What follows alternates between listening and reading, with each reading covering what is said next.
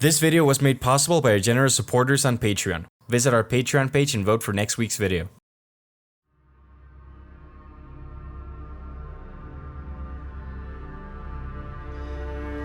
If we take Tywin's castle from him, the Lords of Westeros will realize he's not invincible.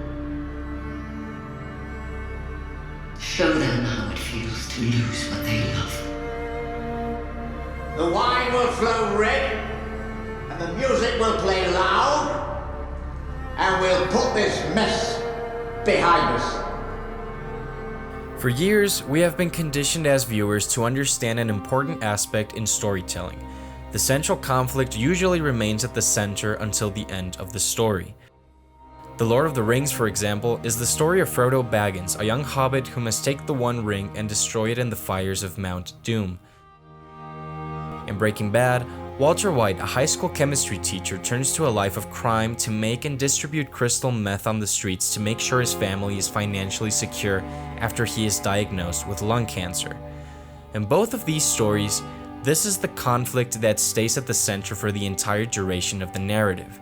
It's what you say when people ask what the story is about. Game of Thrones is a little harder to explain. For the first 3 seasons, the show was divided into 3 major plot lines. The War of the Five Kings, Dany's storyline as she builds an army on Essos, and the Night's Watch plot. But Westeros Medieval War was the primary storyline for these first few seasons, and at the center of it lay the main conflict of the show: Starks versus Lannisters. Game of Thrones fans know exactly why Season 3's penultimate episode, The Rains of Castamere, is so important.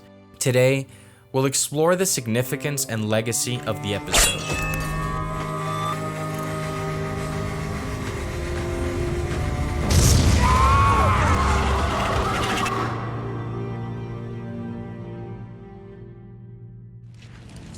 If you think this has a happy ending, you haven't been paying attention.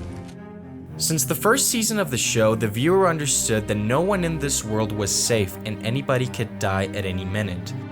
This is what made Thrones the most unpredictable show on television, where honor isn't a superior quality in terms of survival.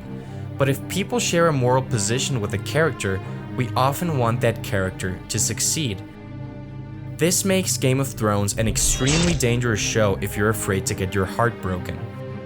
David Benioff and Dan Weiss, the creators of the show, as well as writer George R.R. Martin, value the logical consequences of the game. When you play the Game of Thrones, you win or you die. Oftentimes, the realism of the unexpected can be brutal to witness. Ned Stark's death served as 2 things in the story. First, as a warning that anything goes in this world, but it also served as a catalyst for the Stark family's redemption. As the Stark-Lannister conflict intensified, Robb also accepted his role as king in the North and led his own military campaign. Call the banners. In other words, his father's death defied narrative conventions, but it also served the purpose of launching a new stage of the same conflict seen in the first season of the show. His death symbolizing a setup for the real storyline to take place. Robb wins every battle and is a living image of his father's honor, bent on nobly avenging his father's death. For all intents and purposes, Robb assumed the hero's role in the War of the Five Kings plotline. The idea planted in the viewer's mind was that Ned died so Robb could reclaim glory for his family and for the North. At worst, he would die as a true hero, honorably and beautifully. But of course, that's not what Game of Thrones is about. At Edmure's wedding, the red herring that makes us think our heroes will prevail is the event itself. Everyone seems to be having a good time. The band is playing The Bear and the Maiden Fair, a humorous traditional song very popular in the Seven Kingdoms. Our characters reminisce about the good times when Ned was still alive. Robb and Talisa talk about how if their child is a boy, he'll be named Eddard, and how Robb will teach him how to ride horses. Catelyn finally accepts Robb and Talisa's relationship. It all seems too good to be true, and it is. As they take away Edmure and Rosalind for the bedding ceremony, they take with them most of the torches that lit the room. We are now left with the solemn lighting of the famous scene. Black Walder closes the doors and the Rains of Castamere starts playing. The song is an anthem of sorts for House Lannister. It tells the story of the destruction of House Rain by Tywin Lannister after they rebelled against his house. The song is a reminder that a Lannister always pays his debts, which is actually what Ramin Djawadi, the composer of the show's score, named the theme in the soundtrack.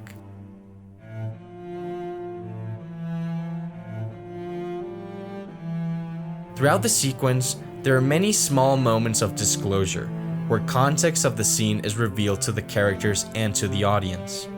I hope she makes you very happy. Well, she's made me very rich.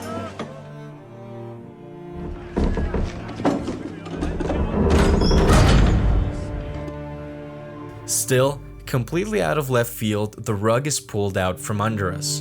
The murders of the Stark family and army are as brutal as they are sudden, and this time there is no new hero to rise up to assume the mantle. The Red Wedding delivered the death of the hero's journey and the demise of trust in traditional character arcs and storylines. 5 years after its release, the episode continues to be the most disturbing event many of us have ever seen on television.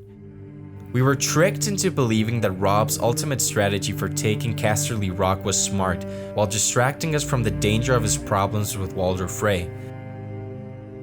The family values of loyalty and honor are central to the Stark way of life. It's also why most viewers anchor their hopes to them, and it's also why they suffer. Most of the Starks follow these values blindly, just as the audience follows the members of their family. In this way, the show demands that we question the emotion we let ourselves feel for our favorite characters. The problem with all members of the Stark family is no matter how unreasonable a strategy may be, they feel tragically compelled to uphold their honor. In this world, however, adaptability is key, while moral rigidity is almost always penalized. This is also reflected at the twins, where the Starks think they are protected by guest right after they've eaten the bread and salt.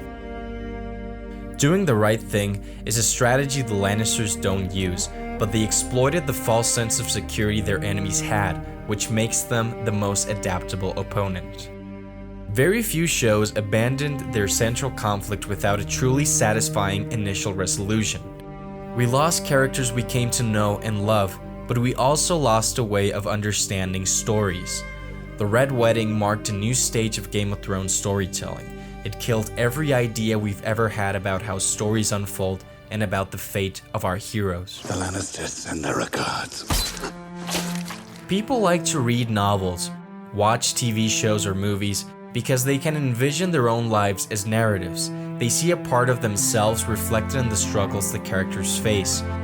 They like to seek protection and comfort in these narratives. And we know how the story goes. If you share bread and salt, you'll be safe. If you're in love, love will conquer all. If you follow your heart, you'll be fine. Watch this show, enjoy the illusion of danger. But don't worry, in the end, the good guys will always win.